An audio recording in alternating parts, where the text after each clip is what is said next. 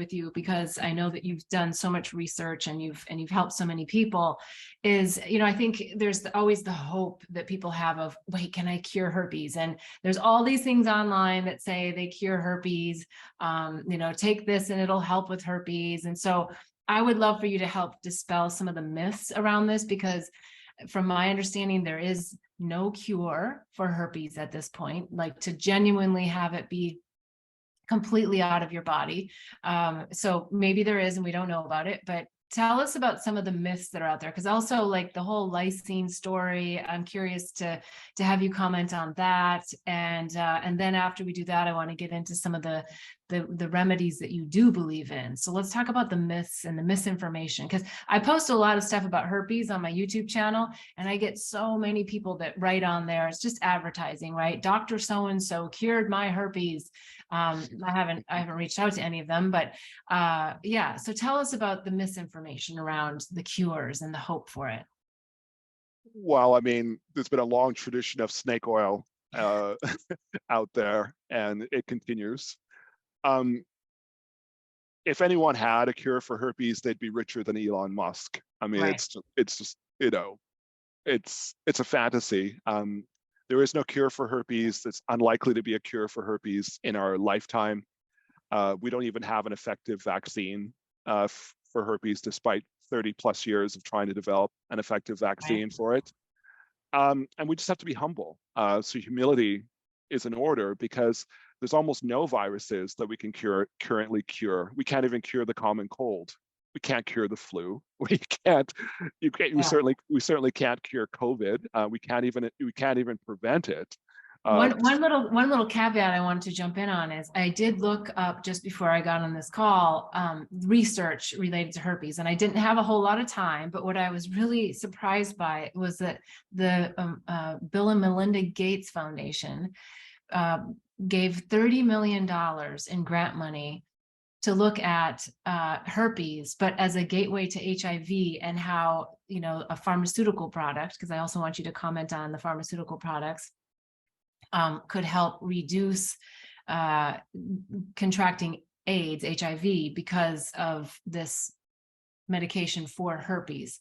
So I thought, wow, $30 million for that, but not on why wouldn't we spend $30 million on all the great remedies that we have out there that are natural and of course unpatentable, right? Yeah, it just really threw me to see $30 million go towards that. So there is some research, but it's just in the wrong place. Yeah, and that was a good effort by the Bill and Melinda Gates Foundation. You're talking about CareGuard, which is something they brought up to second stage trials with the FDA. And what it was, they wanted to find a microbiocide, a substance that women could put inside of their vaginas to help them not get HIV, because they recognized that in a lot of third world countries, especially, men are not going to wear condoms. They're just going to refuse to. Right. So they wanted to make something that could be helpful in that situation. And they did spend $30 million, and they had great initial results with a seaweed-based microbiocide. However, I hope I don't get sued by the Bill and Melinda Gates Foundation, but they were a bit arrogant in the design of the trial, because what they did is they just basically just gave it to the women and told them to go home and use it. So initially in the clinic, when women would use it in the clinic, it had great results. But when they went home, their husbands were like, "You're not using that shit." And they weren't able to really use it as directed. So the second stage trials failed, but it was good research, and it was helpful to me, because I was already, making my own microbiocide, and their research, helped me and helped other people. So it wasn't totally a waste. It was a great effort. But and they've done great things with malaria and lots of other illnesses as well. So they've done great work in that realm. I want to No. get to that Go for it. microbiome side too, but I still let's can you talk about some of the myths we need to debunk, especially lysine, because that's something I think a lot of people are told, and you have an opinion on that, right? Sure. Um, Lysine is okay, Okay. short term. I would say 6 months or less. It's not as effective as it's hyped to be, but it can be a bit helpful. But again, you can't throw one substance at the herpes virus; it'll just laugh at it. It just doesn't work that way. So could you include a lysine in as part of your protocol? Sure. Do I think you need to? No. Okay. but Okay. See, but good I'm to know. Okay. but I'm open to people doing their own thing. But it is true that it's important to have a diet that's rich in lysine and low in arginine to help your body balance its own relationship with herpes. So the more lysine you have in your body through your diet, the less able the virus is to make copies of itself, and vice versa. The more arginine that you have compared to lysine in your body, the easier it is for the virus to make copies of itself. Yeah. So rather than taking pills, it would be better to have salmon 3 times a week if you're not a vegan or vegetarian. Okay. But make sure the salmon has skin on it, and make sure it's wild, not farm salmon. It's better to have sardines every day. It's better to have tuna once a week, but no more than once a week because of the mercury. Yeah. It's better to have hemp seeds, 4 tablespoons of hemp seeds a day. It's better to have flax seeds and chia seeds. So it's better to get your glycine from your diet, from potatoes, from eggs, Okay. etc. The So pill, yeah, the pill form is not as active, obviously, right? Is that what you would say, or how would you accurately depict the pill form of lysine? what I would say is rather than forcing an outcome on your body by artificially, introducing lysine through a pill, Okay. which is not buffered the way it would be in food, Okay. and isn't working with your body's internal mechanisms. It's forcing an outcome. Or after a period of time, disrupts too much the natural balance in your body between lysine and arginine. Okay. So in a short term, if you're having a bad outbreak, or if you're new to herpes, because you don't get antibodies in the first 5 months or so. So if you're newly infected and your herpes is out of control, it could be helpful. But it's not, you're going to have herpes for the rest of your life. So you want sustainable solutions, and not something, that might be okay short term, but is not a good idea long term. So in general, I encourage people to use their diet as much as possible as the vehicle, rather than Yeah. popping a lot of pills. As far as supplements go, really the only supplements specific to herpes that you need are zinc, selenium, vitamin D is in dog 3. So Okay. those are the only ones you particularly need. Okay. And will those also help with other viruses?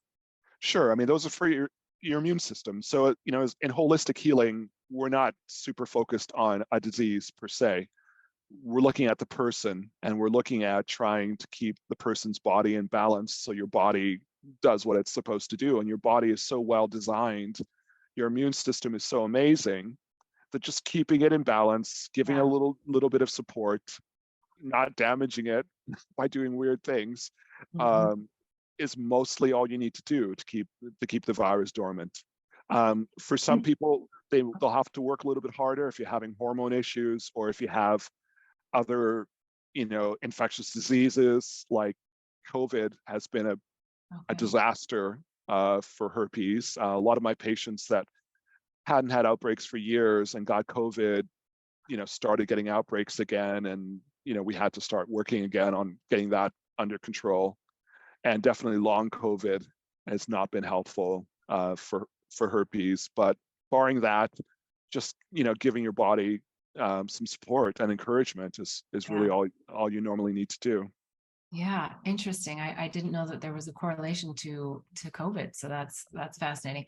Okay, so were there any other myths? Because there wasn't anything else that you were like, yeah, this is out there in the mainstream, but it's just, I mean, other than the fact that most people that say that they have a cure is definitely a scam. But they might have something, they might have the herbs that help reduce, but nothing's out there curing it. So we know that lysine, you're saying, is okay, but not necessarily all that it's cracked up to be as far as how much airtime it gets with prevention. And you're saying that earlier is better than maybe later with lysine, but most importantly, get it from natural products, right? Yes. Yeah, and also don't be so focused on medicine that comes in a bottle, because that's only a small part of the equation. And quite frankly, if you had herpes and you were having regular outbreaks, one of the best things you can do is 20 minutes of yoga every day at home. If you Oh, did it, if you did a 20-minute hatha routine at home every day, um, you would probably experience 50% fewer outbreaks than not doing the well, you'd yoga. probably experience a lot of positive benefits, but why specifically are you saying this for reducing herpes outbreaks?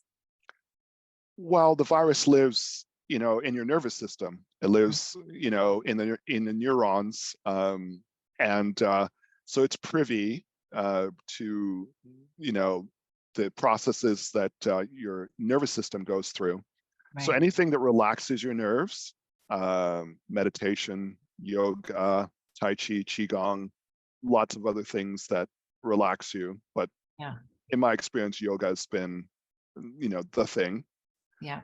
Will help keep the virus dormant. And anything that overstimulates your nervous system, like caffeine and other kinds of central nervous system stimulants, Mhm. stress, Yeah. anxiety, that kind of thing, will exacerbate the situation and can literally, sort of wake up the virus. Yeah. So why yoga is helpful. And and also just the releasing of, those nice hormones and Yeah. the emotional and spiritual impact, that it has on you. There's been so much research on how good yoga is for you. Yeah. But yeah, I mean, it's free to do yoga in your own home. No one can Right. stop you. You don't Right. have to be dependent on decent weather or your car starting or whatever. So you can't possibly lose Right. by Right. by doing the yoga. So that's one of the main things. So if you do that, if you make sure you're getting good quality sleep, like at least 7 hours of good solid sleep every night, if you're eating the appropriate diet, the lysine rich, low carb, no caffeine, no nuts diet. Oh, no nuts. Why no nuts? Nuts can trigger outbreaks. Nuts are very high in arginine compared to lysine. Oh, So, interesting. Okay. so not everyone is sensitive to nuts. Yeah. I am. I once went over 4 years without an outbreak, and I thought, oh, I'm doing good. And I was in California, and I drove by a roadside nut stand, and I couldn't help myself, and You went nuts for nuts. Yeah. I went nuts. I bought pistachios, which are my favorite nut. And I golf, in 2 days, I ate a pound of pistachios, and I went from not having an outbreak in 4.5 years to having an outbreak every single month for Oh, 4 months in a row, oh no. just Oh, from that, wow. just from that bag of pistachios. Right. You know, Wow. not not everyone's as sensitive to nuts as I am, but definitely for most people, nuts are not a good idea. Okay. Good If to you have, know. yeah, yeah. Yeah. Good to